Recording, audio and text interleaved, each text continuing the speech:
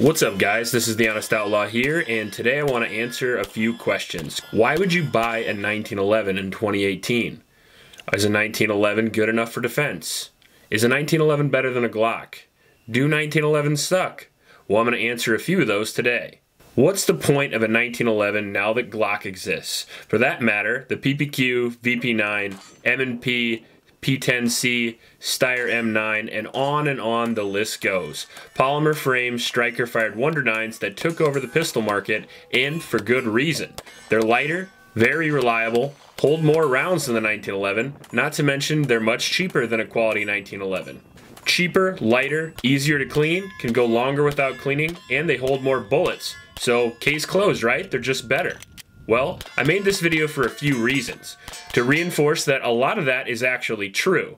2, some of that doesn't matter as much as you think it does. 3, that even though some of it's true, it might be important for some people and less important for other people and certain applications.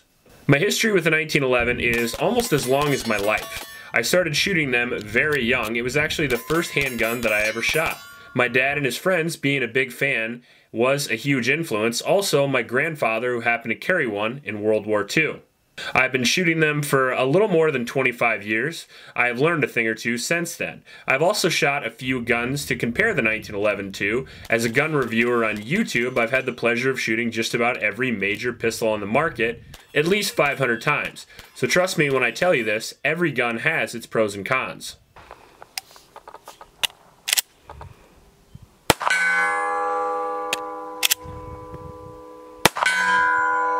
Now let's talk about some of the things the 1911 actually does better than the Wonder 9s, and we'll circle back to some of the cons I mentioned at the beginning of the video.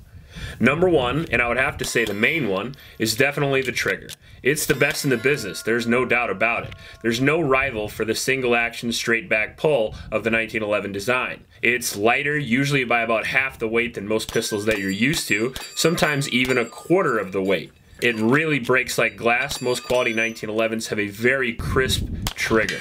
And the main thing, at least for me, is it has a shorter travel and reset than almost any other trigger on the market, making it much easier to stay on target while pressing the trigger to the rear, whether it be for distance or shooting fast up close. If you're shooting at distance, a lighter, shorter trigger has less opportunity to push to either side, upsetting your shot. And for speed, a shorter travel means a shorter time between shots, because if you don't have to go as far, you're going to get there quicker.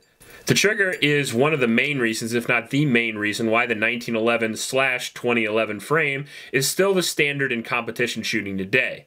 Guys that really push the limit of speed and accuracy almost always trust the 1911 or 2011 frame. Another reason is the history and track record.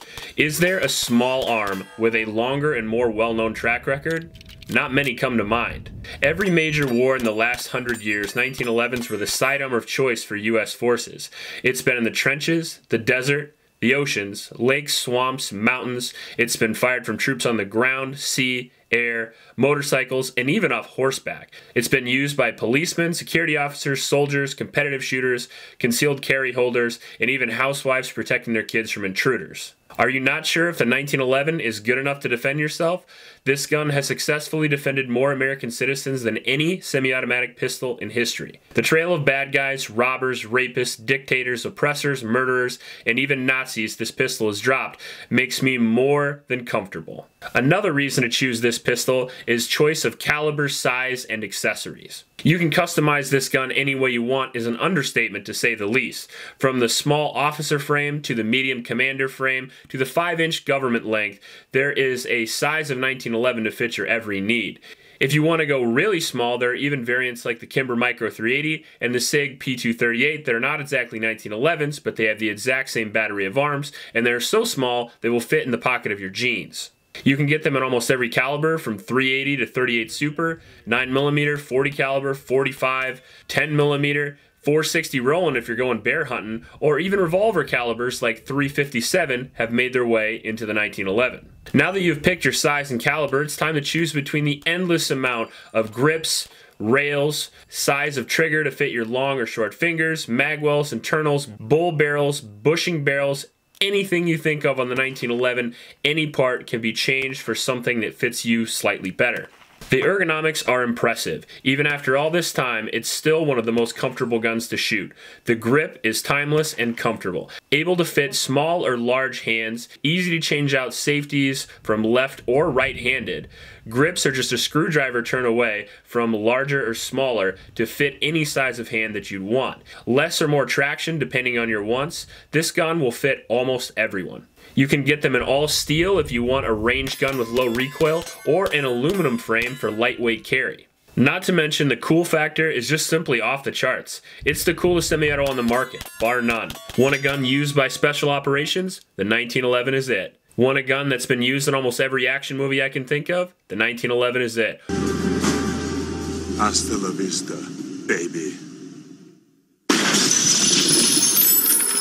Want a gun from your favorite video game? The 1911 is it. It looks timeless and classy. The gun just has a style and swagger only saved for the true classics.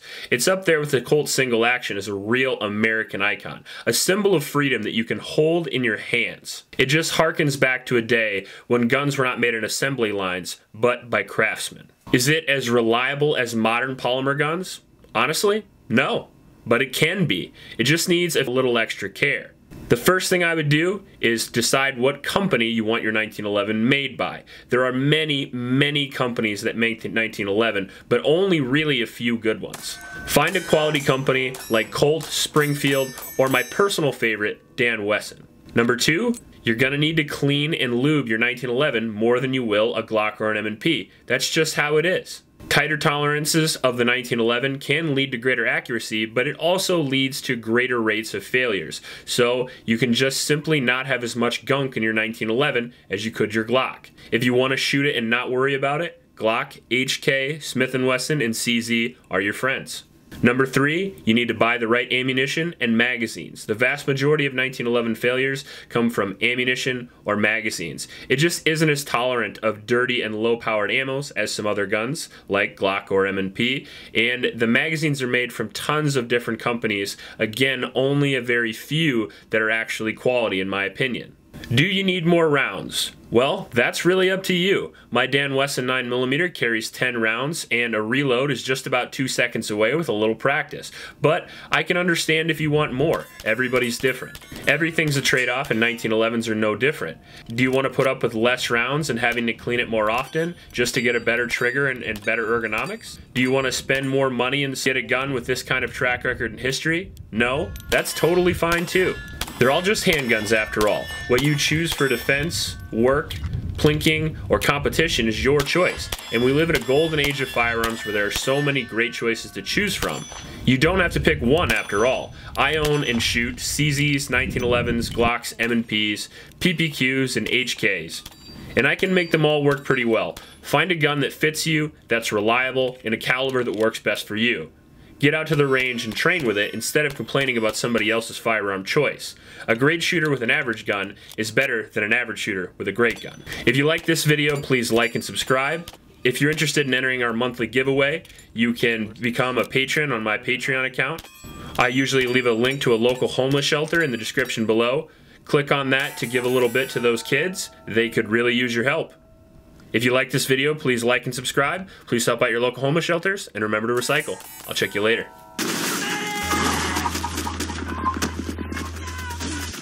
Can't take no pictures lying down there, sonny.